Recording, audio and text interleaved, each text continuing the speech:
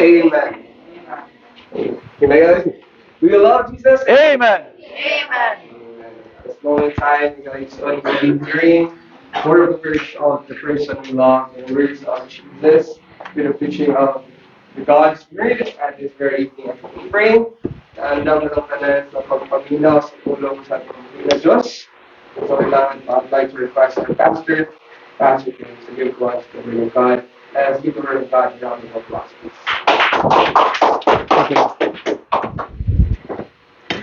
Amen. Thank you, Special, for that wonderful song. And we had a great time with Brother Ray dito sa Children's Department. We have learned a lot of things. Amen, Brother Ray? Amen. So, nindot kayo amo ang lesson nga gitun-an didto mga kaigsunan. We learn ni kauban ni Brother Ray kung unsa atong kahimtang before sa wala pa ta na save. So, unsa ang situation? What are you before God save you? Wow. And daghan kayo day no, daghan kayo og description sa mga katawhan sa wala pa sila na save. Daghan kay description ang Ginoo sa atoa sa wala pa ta na save. And we have learned dito ni together with Brother Ray. Looking forward nga there will be more people who will be involved sa ato ang discipleship, and I will be giving you, gracias Ginoo, those who wanted to be involved. I will be giving you booklets para magamit ana nga ministry mga kaigsuonan, no? Kay mo na discipleship is part of the Great Commission, di ba? Go ye into all the world, ingin pa sa pulong sa Ginoo, and preach the gospel to every creature. If tanawon nimo ang Matthew chapter 28 mga kaigsuonan, teach all nation, baptizing them in the name of the Father, the Son, and the Holy Spirit, teaching them to observe whatsoever I have commanded you. Sometimes, paspas kita mo go and teach nation about the gospel and baptize them. Paspas kita na. Pero pag abot sa teach them all things whatsoever I have commanded you, murag na putol. Sometimes, ang Great Commission atong obedience is half obedience. Katunga ara atong gibuhat. So ni sangyaw ta, ni baptize ta, pero pag-abot sa teach them all things whatsoever I have commanded you, meaning discipleship na, muraog na paong. So ato ang gracias Ginoo, by this year we will obey the whole Great Commission mga kaigsuonan, not part of it. Tonight, I wanted to encourage you to proclaim the gospel. Now, this is our love month, at the same time, our faith promise month. And tonight, in our prayer gathering, gusto na ako nga encourage ka mo nga mahimong mo involve yun sa pagpalaganap sa maayong balita. Ang pagpalaganap sa maayong balita, mga kaigsunan, is the most important job of a believer or a follower of the Lord Jesus Christ. Mao gid na pinaka-importante nato nga trabaho, nga obligasyon ibabaw sa kalibutan. And listen carefully, if you are a believer tonight, pero wala ka nahimong involved sa pagsulti sa pulong sa Ginoo sa uban, and even you are not even in supporting sa aning ministry, then you are a disobedient Christian. Kay ayha ni saka ang atong Ginoo sa langit, mao gid na ang iyang huling habilin to go, mga pinangga ng mga kaigsuonan, to tell the people about the gospel. So that is how we can change the world. Tanaw nimo karon sa ato ang katilingban, politicians, naa sila mga saad, mga expert of socialism or sociology, not socialism but sociology, nasa lang mga solusyon. How to fix the world. But the only effective solution to fix this fallen world is through the gospel. Kung gusto nga nimo nga mahimong blessing sa kalibutan mga kaigsuonan, then you need the gospel. Okay? So karon natuntun-an. And I hope that you will be encouraged to be part of this very important ministry. Ang pagpalaganap sa maayong balita. Because people may be successful pero na impirno, wag yapoy pulos. Their marriage may be fixed. Marital relationship was fixed. Pero dili save, wag yapoy pulos. Nakahuman og eskwela, nakatrabaho og tarong, pero dili save, wag yapoy pulos. Nakakita kag bana nga buutan, asawa nga buutan, pero kamo dili mo save, wag yapoy pulos. You see? Kaya naman, human sa imuhang mubo na kinabuhi, ibabaw sa kalibutan, magsugod ang imong taas o walay katapusang pag-antos, human diri. Remember that our lives on earth is very, very brief. Mubo ra kay atong kinabuhi ibabaw sa kalibutan. O kaning mubo kay nga kinabuhi mga kaigsuonan, diri ibabaw sa kalibutan, di nato ni sayangan because it is just a preparation for eternity. Where will you be after this? So we need to tell people now. Di na maghulat og ugma, di na ta maghulat og kunya. The people needs to know now about the Lord Jesus Christ. Your Bibles with me please in the book of James chapter 15 verse 19 to 20. Palihog ko manindog ng tanan alang sa paghatag og pagtagad sa pulong sa Ginoo. James chapter 5 verse 19 to 20. If you are there, kindly say aloud, Amen. The Bible says in James chapter 5, 19 paingon sa 20, Brethren, if any of you do err from the truth, and one convert him, let him know that he which converted the sinner from the error of his way shall save a soul from what? And shall hide a multitude of sins. Let's pray. Father God, thank you Ginoo sa imong panalangin nga gihatag kanamo. Thank you Lord for allowing us to have this meeting tonight. And I pray Ginoo among mga prayers among tubagon. I pray Ginoo ang among mga request imong i-grant. And I pray Ginoo nga tagaan mi nimog faith enough to receive the things that we are asking from you, Lord. We need you, Lord. You know it. Tabangi mi Ginoo kay wa mi mabuhat ug wala ka Ginoong Dios. Thank you for the way with answer sa mga paghangyo. In Jesus' precious name, among gipangayo kining tanan. Amen and amen. Can kindly be seated now. Ang uluhan sa mensahe nga atong paghisgutan karon mga kaigsuonan is tell them now. Tell them now. Sultii sila karon.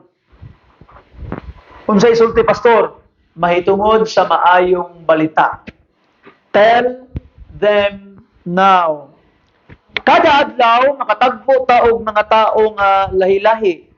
Natay maistorya, natay mahimamat, natay maamigo, maamiga, kada adlaw mga kaigsunan.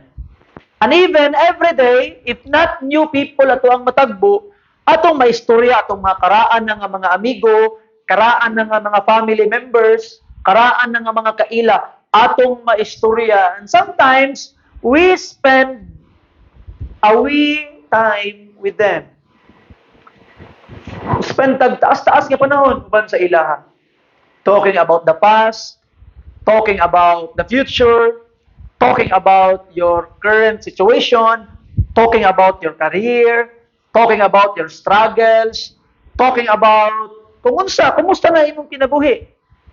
And even some of us talking sa mga kabuang nga mga nabuhat kaniadto or talking sa mga kabuang nga ginabuhat.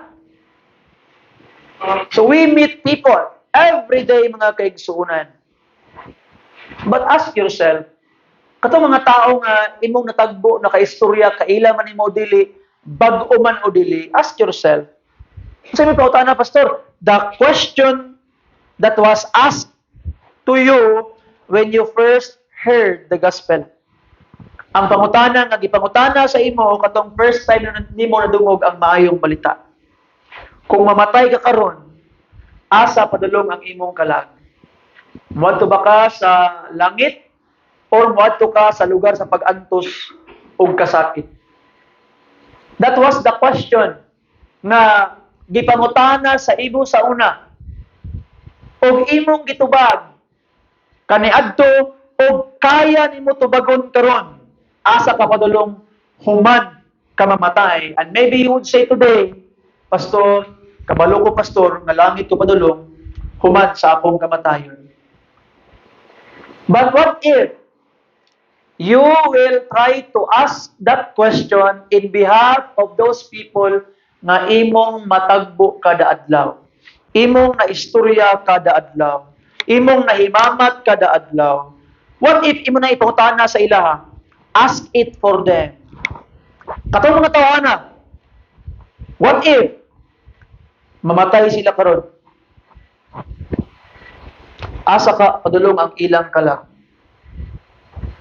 Muadto ka sila sa langit kung diin naa na sila kapahulayan, or muadto sila sa impierno, lugar sa kasakit ug walay katapusang pag-antos?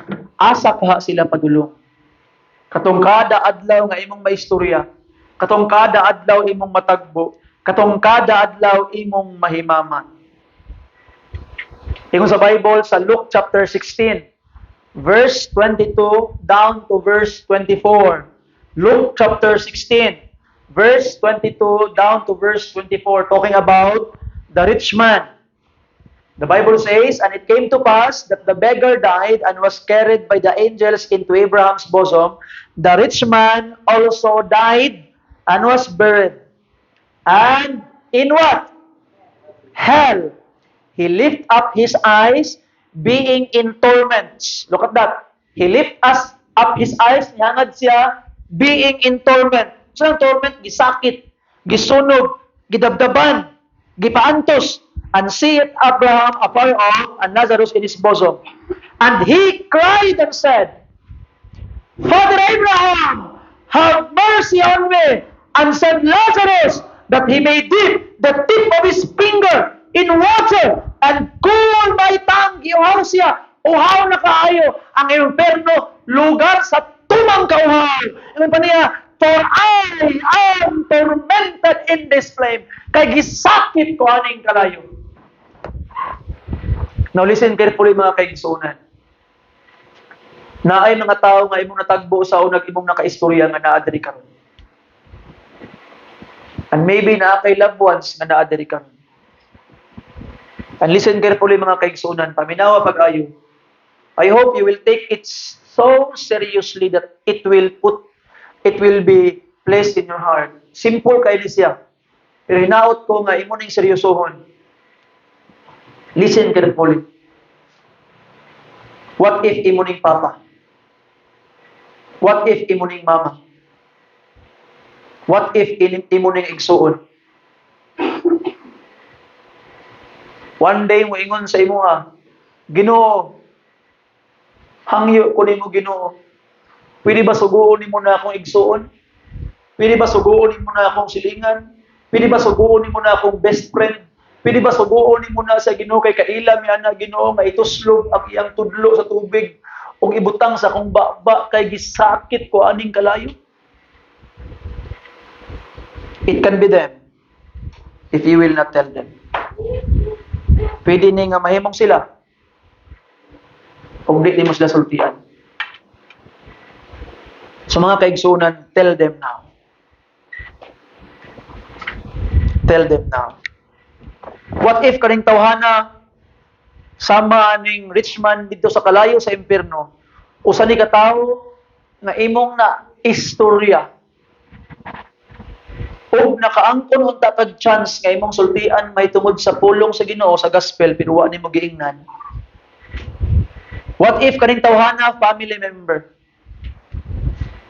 nga daghang kay panahon nga pwede unta nimo sila sultian pero wa nimo giingnan. Daghang panahon nga pwede unta ka mohangyo og taga-simbahan nga bisitahan sila pero wa nimo gibuhat. Daghang panahon nga pwede unta nimo sila imbitahon sa simbahan pero wa nimo gibuhat kay naulaw ka. Igsuon, what if this person is someone you know? Unsa ka imong bation? Knowing you had a chance to help them to be sure about their eternal destination. Isuon again, sultian di ka. Kaning nag-ingon diri nga niingon, hangyo ko nga ituslob ang iyang tudlo sa tubig para mabugnawan ang akong dila kay akong gisakit aning kalayo. Pwede na nga mahimo nimong pamilya. Pwede na nga mahimo nimong minahal sa kinabuhi. But you have so wasted your time. But you have so wasted your time hearing and thinking, basing masuko sila, basing ma-offend sila, basing malain sila. Higala igsuon, di na ka mahadlok o ma-offend ba o malain ba ang tao nga imong luwason gikan sa kamatayon. You see? Og naay tao karon panag-imagine mo nagkapakapa sa tubig, kalumsanoy na siya, hapit na siya mamatay, di na siya ma-offend, di na ka maghunahon og ma-offend kung ahaman nimo siya hawiran. Imo bang hawiran ang iyang buhok kay imong birahon paingon sa dry land? Di na ka maghunahon na anak. Kay ngano man, imo siyang ginaluwas gikan sa kamatayon, how much more ang tao imong luwason gikan sa kalayo sa impierno. Nganong maghunahon na amang kag ma-offend sila, malain sila, basing di sila ganahan, higala igsod ay na hunahuna kay ginaluwas nimo sila gikan sa kalayo sa impierno. Yun ang Bible, ang ilang ulo di mamatay, ang kalayo di mapalong. Mark 9:44. Seryoso kayo si Jesus Christ, kaya naman, pagka 46 iyang giusab, ang ilang ulo di mamatay, ang kalayo di mapalong. Seryoso ka Jesus Christ, kaya naman, pagka 48 giusab na po niya, ang ilang ulo di mamatay, ang ilang kalayo di mapalong. You see that? Tanawa ang kayo sa Bible, mga kaibigan, 2 Thessalonians chapter 1, verse 8 to 9. 2 Thessalonians chapter 1, verse 8 to 9. Tanawa ang buhaton sa Ginoo. Let us have a glimpse of what will happen to sinner at the end if you will not tell them now. Verse 8, in flaming fire, taking vengeance on them that know not God and that obey not the gospel of our Lord Jesus Christ, who shall be punished with everlasting destruction from the presence of the Lord and from the glory of His power. Everlasting destruction. Manong maulaw man ka? Ay nagkaulaw. They need you to tell them now. One day, mudol sila sa imo dito sa langit. Salamat kaayo kay wa gid ka naulaw og sulti sa ako. Salamat kaayo. They will thank you.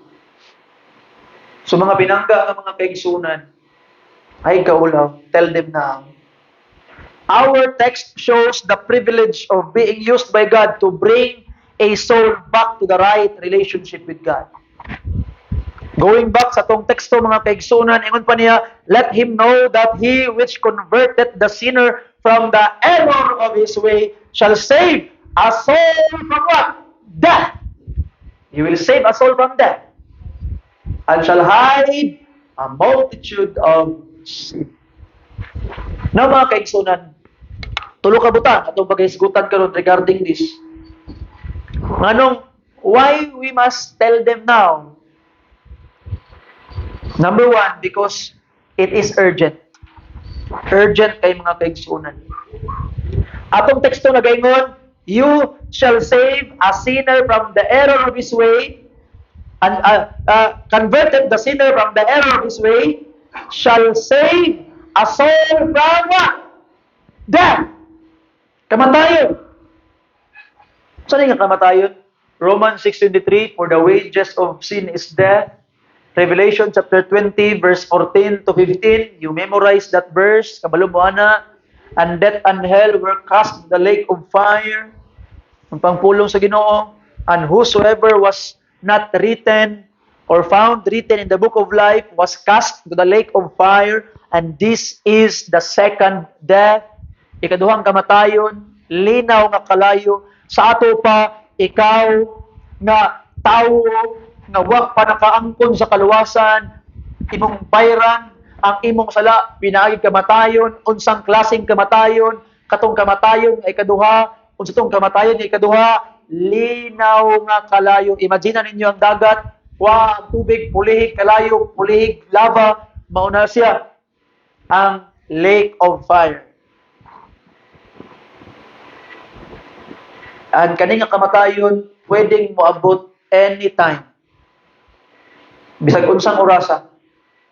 James chapter 4 verse 14, whereas ye know not what shall be on the morrow, for what is your life? It is even a vapor that appeareth for a little time and then vanisheth away. Imong kinabuhi murag aso nga mulabay lang, nga mukalit lag kawala mga kaigsuonan. So urgent kay siya. Ngano man, wa ka kabalo ang imong kaistorya karon, makita pa nimo ugma. Wa ka kabalo kung kanus-an na siya kuhaon sa Ginoo. So it is urgent. Anytime pwede mahuman ang kinabuhi sa tao. And remember this, human sa kamatayon, wala na'y chance na maluwas pa ang kalag. So karon nga buhi pa, tell them now. Nganong angay man kitang sultian, pastor? Nay walo ka butang. Unsa ni mahitabo sa tao di ay kung di siya ma-save? Nganong urgent man gud kaayo? Nganong angay man yung dalion, pastor? Nganong di man gid dapat maglangan, pastor? Number 1 mga kaigsuonan, ang iyang adtuan og di siya save, eternal fire. Kalayo may pagkapalong, Matthew 25:41, then shall he say also unto them on the left hand, depart from me, ye cursed, into what? Everlasting fire, prepared for the devil and his angels. Everlasting fire, eternal fire, meaning kalayo nga di mapalo. Dito sa padulong. Last Saturday, nagsunog dito itong mga uga na kaayong dahon, kay di man kasulod dire ang basura. So mga uga nga dahon, sobra na kayo, ang ipangsunog ang uban. Grabe kadakong kalayo, dool ra gani, mga isa ka dupa, pertig yung inita. Palayo mo kay, sakit kay init. Layo ra kay ito ha. Dito sa impyerno mga kaigsunan, isugba ka ng kalayuan. Tiyaw mo na. Isugba ka. Ana ang mga katawan na, okay na pastor, kay akong mga barkada, mga badlungon man. Makita-kita kami dito, di ako mingang impyerno. Number 2, di mo magkita dito, ano man ang impyerno, outer darkness. Di mo magkita dito. Abi ni mog na kay karamay dito. Abi ni mog na kay kauban. Ang una-una sa mga tao, ang impyerno, si Satan ang leader, dili. Si Satan dala tinidor kapag tusukon niya magkasala, dili. Apil si Satan mag-anto sa impyerno. You see, mag-anto sa dito. Apil siya mo, syagit o agay, siya ang pinakadapog. Syagit nga agay dito. Matthew 8:12, tanawa mga kaigsuunan. Matthew chapter 8 verse 12. If you're there, say amen. But the children of the kingdom shall be cast out into outer darkness. Kaya outer darkness man, di ano magkita ay, unsa may tabo? There shall be weeping and gnashing of teeth. Na mga paghilak o pagkagot sa mga ngipon. Ang tao bitaw magkakagot ang ngipon, nagaantos ba? Magkagot ang ngipon, mag-grind ang iyang ngipon, nga naman, tungod sa kasakit, kamingaw pag-antos, ug nay paghilak. Kung diri sa kalibutan, gahi ka, lisod ka pahilakon, sultian di ka sa impyerno, mohilak gyud ka. And imagine na nimo mga kaigsunan, ang imong minahal sa kinabuhi, maghilak didto ug magkagot ang ipod. Makaya nimo nag-imagine, tell them now. Sulti sila karon. Didto sa impyerno naay torment. Naay torment. Na kanay nga torment pa gyud kay pure nakapungot sa Ginoo. Tanawa, ang Revelation chapter 14 verse 10 to 11. Revelation chapter 14 verse 10 to 11. The same shall drink of the wine of the wrath of God, which is poured out without mixture into the cup of his indignation, and he shall be tormented with a fire and brimstone in the presence of the holy angels and the presence of the Lamb. And the smoke of their torment ascended up forever and ever, and they have no rest. Tanawa, and they have no rest. Day nor night. Way pahulay, adlaw man o gabi. Arang-arang pagpakantos karon diri sa kalibutan ano man. Kay pwede pagkaugma, may kang bahala ng problemada, matulog sa gugko, pwede ra. Di sa nako nahon-nahon ron, itulog sa nako ni ugma na pud nako nahon-nahon, ugma na pud nako na problemahon, pwede ra. Pero dito way pahulay adlaw gabi. Imagine na mga kaigsunan. Tell them now.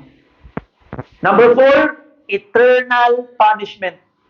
Meaning, punishment or pagkastigo nga walay hunong.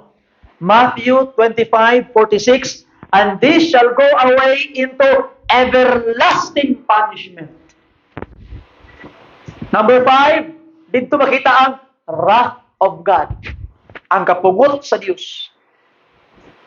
Kita nakagtaong ipanggigil, bantay lang ka. Muna ang Ginoo mga kaigsunan dito. John 3:36, he that believeth on the Son hath everlasting life, and he that believeth not the Son shall not see life, but the wrath of God abideth on him. Wrath, kapungot, kaligutgot sa Ginoo. Number 6, naay eternal destruction. Atong gibasa kanina, 1 Thessalonians chapter 1 verse 9, who shall be punished with everlasting destruction from the presence of the Lord and from the glory of His power. Everlasting destruction. Dito po naay damnation. Mark 3:29, but he that shall blaspheme against the Holy Spirit hath never forgiveness, but is in danger of eternal damnation. O dito mga kaigsunan, ato makitaan, there is no place. This is a place of no return. Di nakakagawas. Di nakapinimingon na Ginoo, sorry Lord, nagmahal na yung Ginoo. Di na ko mausap. Di mo nang Ginoo, okay, nagmahay na ka, sige. Stop na ka rin sa impyerno, langit na ka, no? Di ka pinimingon na Ginoo, Lord, stop na Ginoo, magbagoon ako. Okay, sige, hawa, paon na ka na, di na. Bisan pag unsaon mo hilak, bisan pag unsaon mo tiyabaw, singgit, Ginoo, maluoy ka, di na kapaminahon sa Ginoo. Kay ulahin na ang tanan. Mao na sultiin na sila karon. Tell them now. Tell them now. You need to tell them now. I hope nakita nimo ang need. I hope na feel nimo ang need. Asa ka padulong imong mama, mamatay imong papa, imong mga igsuon, imong lula, imong lulo, imong mga igagaw, imong mga amigo nga kada adlaw nimo ka istorya. Imong silingan, apa sa padulong? Tell them now. Sulti sila karon. Number 2 mga kaigsuonan, sa tong text, going back tong text, why we must tell them now? Because the Bible says, let him know that he which converted a sinner. Meaning, number 2, tell them now, not only because it is urgent, na kamatayon, na impyerno, but number 2, because a sinner can be converted. Pwedeng masave. In 1 Corinthians chapter 6 verse 9 to 11, tanawa ang listahan sa mga magkasala nga di kasulod sa langit. 1 Corinthians 6, 9 to 11, know ye not that the unrighteous shall not inherit the kingdom of God? Be not deceived, neither fornicator, nor idolaters, nor adulterers, nor effeminate, nor abusers of themselves with mankind, nor thieves, nor covetous, nor drunkard, nor revilers, nor extortioners shall inherit the kingdom of God. Ito na ang 11. And such were some of you. Kaniadto in ana mo. But ye are washed, but ye are sanctified, but ye are justified in the name of the Lord Jesus by the Spirit of our God. Look at that. Nalimpyuhan ka, gi-purify ka, gimatarong kas Ginoo binagay sa Espiritu. Higala igsoon, such were some of you. Inana mo dati. Inana ka dati. Sa ato pa, kay inana man sila dati. Dati sila dautan, but they were converted. Meaning, it is a hope for us. Nga bisan pa kung sa kadako, kamakasala sa tao, pwede siyang maluwas. Sometimes bitaw mo surrender ta, tantawhanan na, gahi kay na. Gahi kay na. Di gyud na patoo. Mo na nga di na ka magsangyaw, di na ka mag-effort kay gahi. Higala itson, walay gahi sa pulong sa Ginoo. And we say amen to that. Walay gahi mga kaigsunan. They can be saved. Ingon ganin ni Paul sa 1 Timothy chapter 1 verse 15, nianhi ang Ginoo para luwason ang mga magkasala nga ako ang labing labaw. Apostle Paul, siya ang pinakalabaw sa mga magkasala, pero giluwas sa Ginoo. How much more kita? How much more sila? They can be saved, mga pinangga. Because sinners can be converted. Keep on praying. Keep on asking. Jesus will save them. Jesus will change them. Jesus will convert them, mga pinangga ng mga kaigsunan. And the Bible says, kung maluwas na sila, atong text nag-ingon, hide a multitude of sins. You see? And shall hide a multitude of sin. Mataguan ang daghan kayong nasala. Ano mataguan? Sa pasabutan na, pastor, it will be pardoned. Mapardon ang sala. It will be forsaken. Isalikway, ipadapil na sa Ginoo. Pasaylo naman, nabayran naman, never to appear in judgment against them, never to appear in judgment against you. Kung ikaw na save, igsuon, tanan mo mga sala, dili na ipangutana sa Ginoo sa imo sa paghukom. Di na mayon ang Ginoo, hoy ikaw nganong gibuhat nimo ni? Hoy ikaw nganong inani ka? Hoy ikaw unsa ni? Di na mayon ang Ginoo ngano man, gilimpyuhan na, gihugasan na, giforsake na, gipardon na, gi-erase na sa Ginoo. Why? Because your sins are hidden when you're converted. You see? Kung di lang kay ka na mga kaigsuunan, kung ang tao masave na, he can avoid to do further sin. Makalikay na siya himo ug mas daghan pang sala through the power and grace of the Lord Jesus Christ. You see? So mga kaigsunan, tell them now. Tell them now. Get involved. Pastor, Daubig, kung mag-get involved ko, Pastor, unsa may tapos ako, Pastor? Nawang yung Biblia gani, Daniel 12:3. You see? Diba? Convert sinner, convertible man ang sinner. Dili man sa imposible. Kay ingon sa Ginoo, you can convert them. You can save them through the gospel.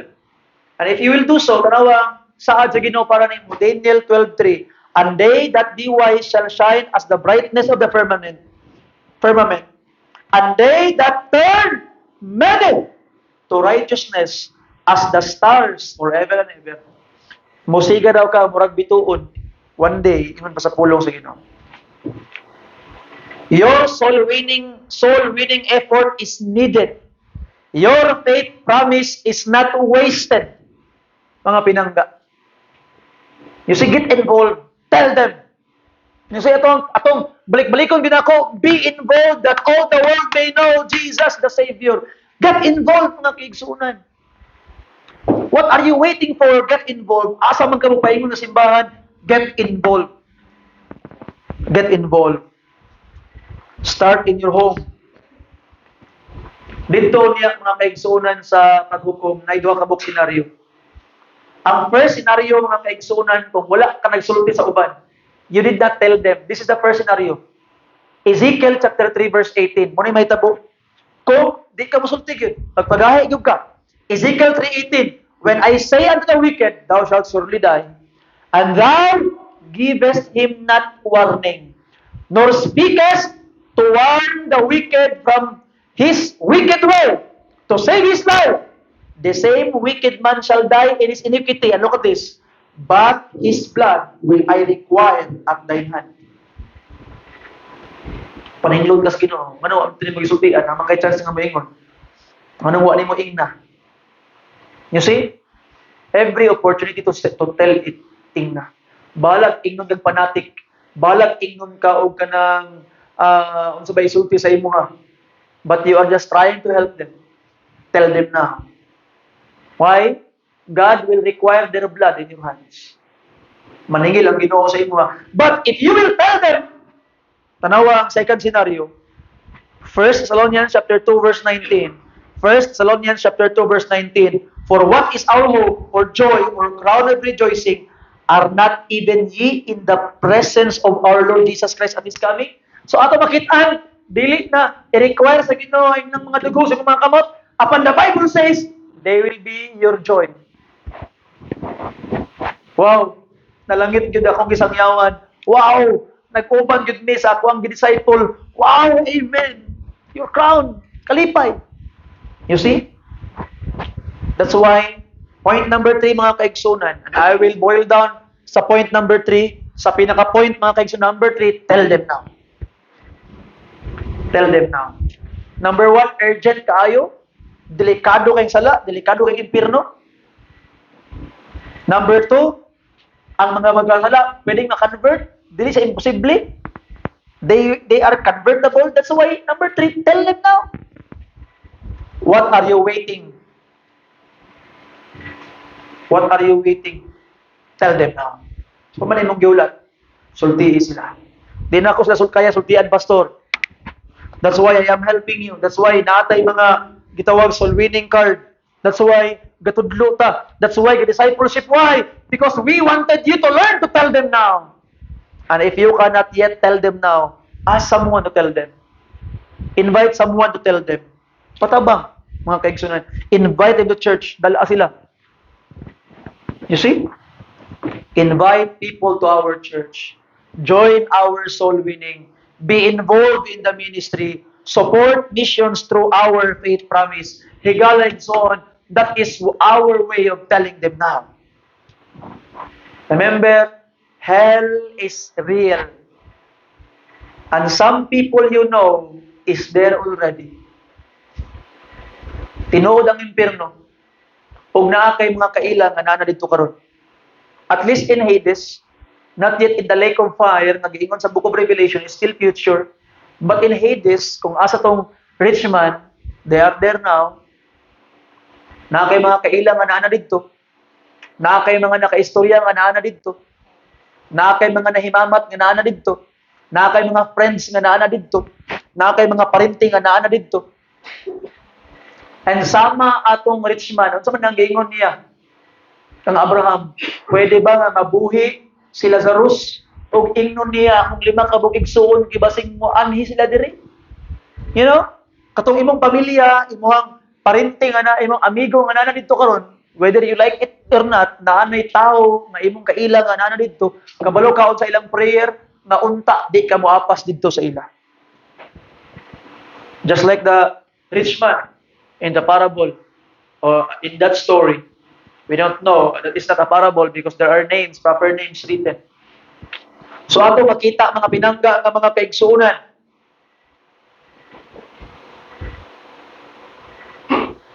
Tell them now. Kung nana kay mga amigo nga nana dito mga kaigsuunan, they don't want you to follow them there. They don't want your other friends, other relatives to follow them there. Kung na kay mga kaila karon, na kay mga paryente karon, family members nga paingunay didto, you can still avoid them to go there. Tell them now. Get involved. Don't forget the mission. Atong mission mga kaigsunan is to tell the people about the gospel. Imitate the Lord Jesus Christ. Jesus Christ, gilansang na sa cross. Napuno, nagdugo ang iyang ulo sa iyang mga tunok. Napuno, naglatigo ang iyang likod. Napuno, nagsinumbagan ang iyang naong. Napuno, nagbinirahan ang iyang gitawag ng mga bungot sa naong. Napuno, nagbunog ang kulata tibok lawas. Naibangag ang duha ka kamot. Naibangag ang tiil. Hubo, tanan. Nagbitay sa cross. Pero while there, nagsulwining pa sa gisa. Tiyaw mo ka na? Samtang nagbitay ang atong Ginoo sa cross, nag-antos. For the last time, sa ulahing ginhawa niya, napay tawo nga niadtog langit. Nawin niya while dying in the cross. Higalay son, walay babag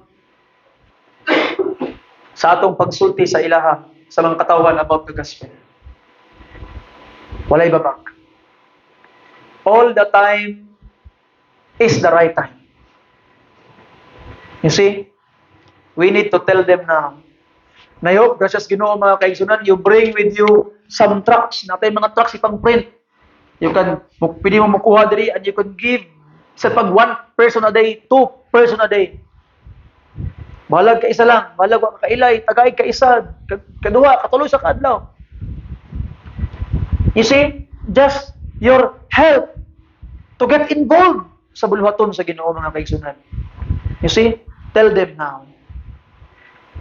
Basing makaingon ka karon nga pastor, mao na may situation no higalay son Jesus Christ dying in the cross. Ang iyang priority is souls. Mao na ni-win niya pun jag souls even in the time na kamatino na siya. I hope kasi sa Ginoo, you will not forget the mission. Tell them now. So I encourage you to tell them now. Ay na maghulat. Kung sa pabay niyong ginahulat, ulahin ang tanan, no? Tell them now. Yampo na sa Ginoo, Lord, unsaon ako pagsulti. Unsaon ako sila pagdalag simbahan. That's why I promised you.